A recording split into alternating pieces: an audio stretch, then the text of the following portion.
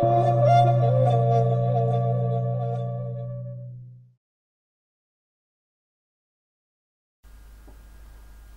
and welcome to the class. Students, today we are going to discuss about STD, that is sexually transmitted disease. Introduction. Sexually transmitted diseases, in short STDs, are infections or diseases that can be transferred from one person to another through sexual contact. Some of the sexually transmitted infections are also transmitted through birth, infected needles, or breastfeeding. The World Health Organization estimates that more than 1 million new cases of curable sexually transmitted infections, that is STIs, occur worldwide every day. The Government of India, Ministry of Health and Family Welfare, has initiated concerted efforts towards prevention of transmission of HIV infection through various strategies which are being coordinated by the National AIDS Control Organization. There is a need to allay the psychological tension and anxiety among the public due to fear of the disease, as well as to dispel various myths regarding the disease among people. Efforts to tackle this problem through counseling and health education of the community should form a part of the routine responsibilities of health personnel in all settings and all levels of care. Misconceptions and fear and anxiety regarding infectivity of the patients among healthcare workers are also not uncommon. Preparing the healthcare providers to face the situation through appropriate training is one major effort being taken by National AIDS Control Organization, that is NACO. First of all, let us discuss about the historical background. Till 1981, nobody knew about this disease, which has now become the second most common cause of death amongst young adults in the USA. The disease started firstly among the young homosexual in the west coast of America. Soon, the myth was removed. It was detected not only in the homosexuals but also was detected amongst the female commercial sex workers of New York who were taking addiction drugs through unsterilized needles. Soon, it was also discovered in the hemophiliacs and thalassemics children who were taking repeated blood transfusions. The disease, which started in North America and Europe, that is the developed world, is now spreading in the Asian continent, especially in South Asia. Over several million Asians are already infected. HIV is clearly beginning to spread in earnest through the vast population of India and China. Since the detection of HIV infection in commercial sex workers, that is CSWs, in Tamil Nadu, India in 1986, infected number is growing very fast in the country. It is reported till September 1999, 88,775 seropositive have been reported, and seropositive rate has gone up to 25.12% thousand. The report is from 32 states and union territories in the country. AIDS cases from these places have gone up to 8,491. More than 80% of all infections acquired. 90% of the cases were below the age of 50 years, and more than 2/3 was between the ages of 20 to 40.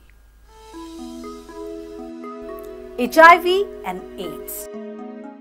First of all, let us know what are HIV and AIDS.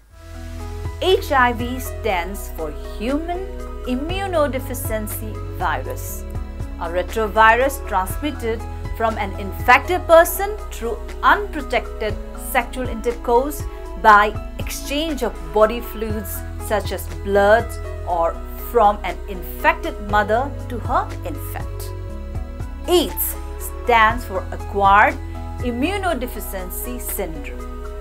AIDS is the stage of HIV infection that develops some years after a person has been infected with HIV. Since HIV is a STD and is transmitted through the same behavior that transmits other STIs, whenever there is a risk of STI, there is a risk of HIV infection as well. That is because almost 85% of HIV is known to be transmitted by this sexual route. Now, let us see what is the difference between HIV and AIDS. Some common possible differences may come up and can be categorized into the following three categories. A person can be HIV infected for years with no signs of illness and can continue a normal life, of course, always practicing prevention because he/she can infect another person. A person with AIDS must deal with illness that is often severe and eventually terminal. Early detection and treatment of opportunistic infections will have a positive impact on the progression of the disease. Now let us talk about STIs or RTIs. The term sexually transmitted infections, that is STIs, which is used in place of STDs, are infections caused by germs such as bacteria, viruses or protozoa that are passed from one person to another through sexual contact, whereas the term RTI stands for reproductive tract infections. It refers to any infection of the reproductive tract in male and female. Now, let us see the main factors contributing to the spread of STI or RTI. Human behavior, lack of access to health care, lack of awareness about STIs or RTIs, migrant population, healthcare providers not adequately trained, poor medical services, hygiene and environmental factors, hormonal factors, socio-economic and other factors. Following are the common high risk and vulnerable groups of STI or RTI. Adolescent boys and girls, women who have multiple partners, sex workers and their clients, intravenous drug users, that is IDUs, men and women who have to stay away from families for long, men having sex with men, including transgender individuals, partners of various high-risk groups, street children. Now coming to the objectives of RTI or STI case management services. Provision of quality RTI or STI case management services through a network of public health care delivery institutions, private sector providers, franchisee clinics, and in TI settings will result in achieving following objectives. Enhance access to services, especially for women and adolescents who are constrained to seek services and face several access-related barriers. Standardized treatment protocols will improve prescription practices by reducing polypharmacy, irrational drug combination. Focus on prevention with special reference to partner management, condom use, follow-ups and management of side effects.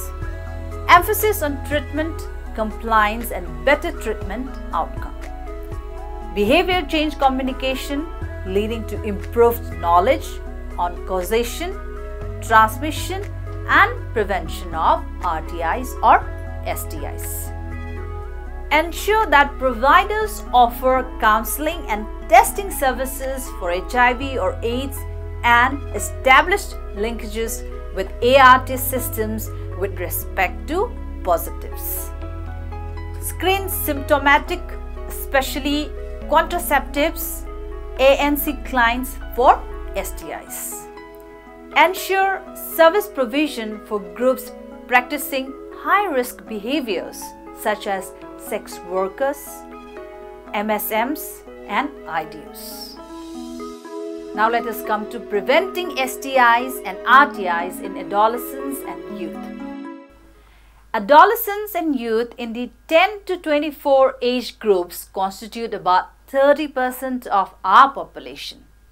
Data from various Indian studies indicate that adolescents indulge in premarital sex more frequently and at an early age.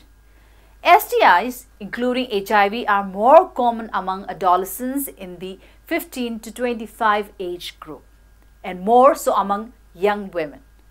Further, adolescent girls and boys are particularly vulnerable to STIs since they are less likely to have access to health services and recognize symptoms. Health services for adolescent boys are also extremely limited. Lack of education about sexual health among both boys and girls leaves them ill-equipped to make important choices to protect themselves against unwanted sex, pregnancy and STIs. The AIDS epidemic gives a new urgency to STI prevention and is also an opportunity to protect new generations from the devastating effects of AIDS by making information and services available. Now let us talk about modes of transmission. Sexual contacts with an infected partner, transfusion with infected blood, blood products, organ, tissues transplantation and artificial insemination, contaminated syringes and needles. From an infected mother to her child, that is perinatal transmission, that is before, during and after delivery. Now let us talk about counseling in HIV infection. Counseling is face-to-face communication by which one can help the person make decisions. It aims at preventing transmission of HIV infection and providing psychological support to the already affected. Counseling is a helping process aimed at problem solving.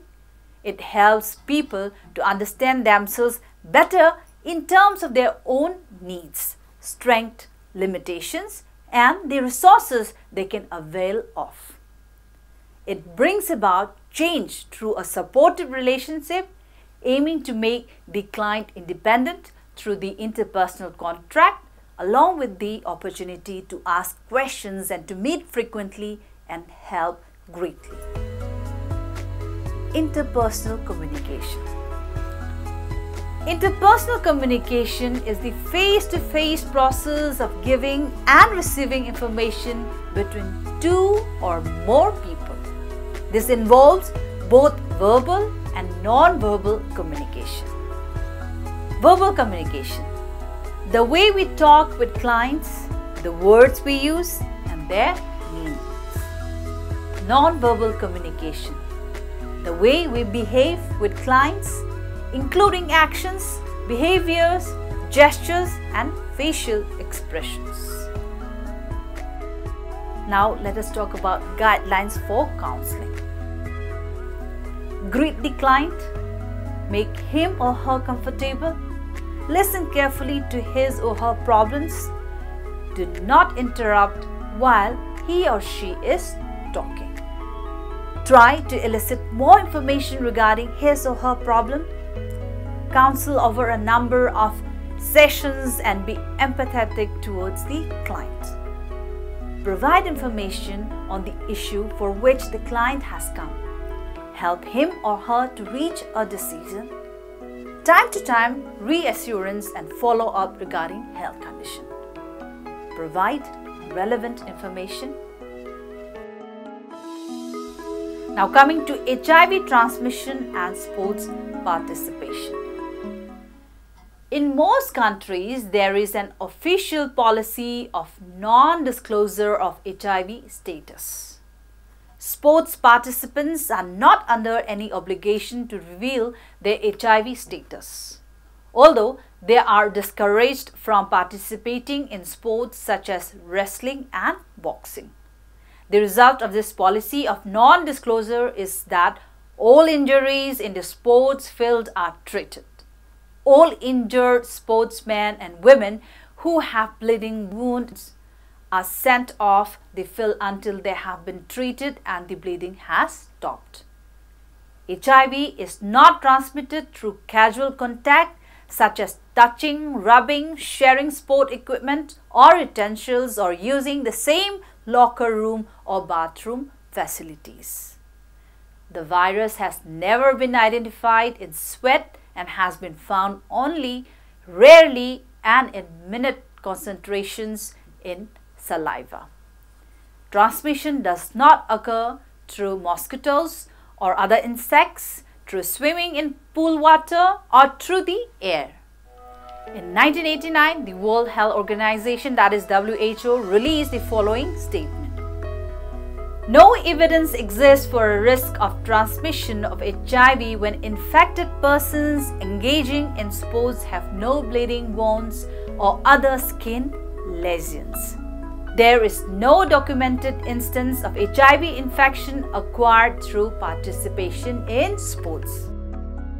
However, there is a possible very low risk of HIV transmission when one athlete who is infected has a bleeding wound or a skin lesion and another athlete has a skin lesion or exposed mucous membrane that could possibly serve as a portal of entry for the virus. Coming to sports and HIV. First of all, let's talk about non-contact sports. Non-contact sport includes many different kinds of exercise where there is no direct physical contact between participants during the normal course of the sport. This would include sports such as tennis, aerobic exercise, golf, cycling, running, canoeing, netball, hockey, cricket, softball and volleyball. Transmission of HIV infection in the normal course of these sports is extremely remote. Secondly, contact sports. These can be divided into low contact and high contact sports. A sport like boxing and wrestling could be classified as a high contact sport and soccer, hockey as a low contact sport. In the case of the latter, direct contact is not supposed to take place, but frequently it does. Rugby, karate and judo, etc. are some other types of contact sports. The Australian National Council on AIDS, that is ANCA, and the Australian Sports Medicine Federation, that is ASMF, recommended the following principles to help further reduce the transmission of HIV in the sports field. If a player has a skin lesion, it must immediately be reported to a responsible official and medical attention sought. If a skin lesion is observed, it must be immediately cleansed with a suitable antiseptic and securely covered. And if a bleeding wound occurs, the individual's participation must be interrupted until the bleeding has been stopped and the wound is both rinsed with plenty of water and if dirty, washed with soap, then covered with a waterproof dressing.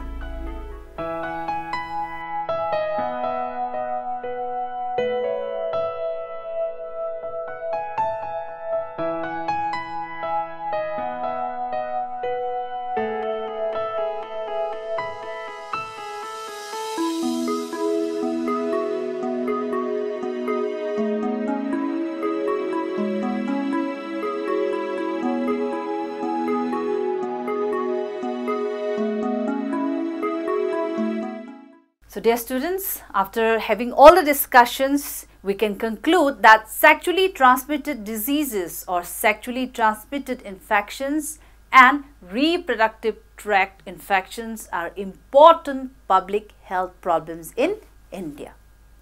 Studies suggest that 6% of the adult population in India is infected with one or more STIs or RTIs. The prevalence of these infections is considerably higher among high-risk groups ranging from 20 to 30%. Moreover, STIs or RTIs are also known to cause infertility and reproductive morbidity. Controlling STIs or RTIs can be an effective intervention to reserve the HIV epidemic progress.